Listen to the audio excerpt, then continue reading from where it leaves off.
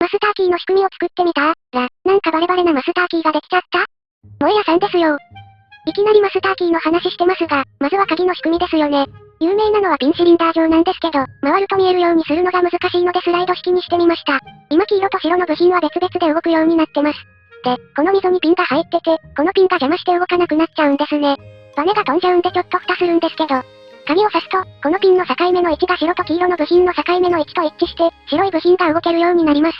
これで、通常のピンシリンダー状の場合は鍵が回るように、今回は白い部品がスライドできるようになります。鍵の形が合わないと、ピンの境目が揃わないので、スライドできなくなっちゃいます。で、マスターキーはどうなってるのかというと、マスターキー専用のスリットがあるんですね。今回は、青と緑の境目がマスターキー用、青と赤の境目が通常の鍵用です。飛ぶので蓋をして、正解の鍵を刺すとスライドできます。外れの鍵を刺すと動きません。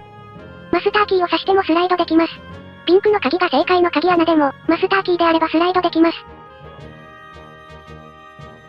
でも、このやり方だとマスターキーだけ細すぎて、マスターキーってすぐわかっちゃいますよね。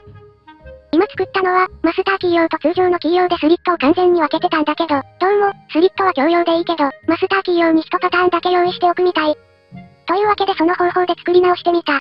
そんなに鍵の太さ変わらなくなったと思いませんか？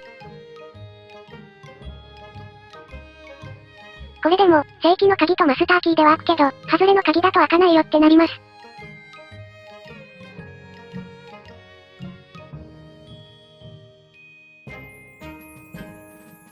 通常の鍵とマスターキーでスリットが違うの分かったかな？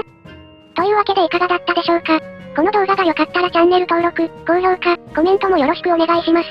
まったねー。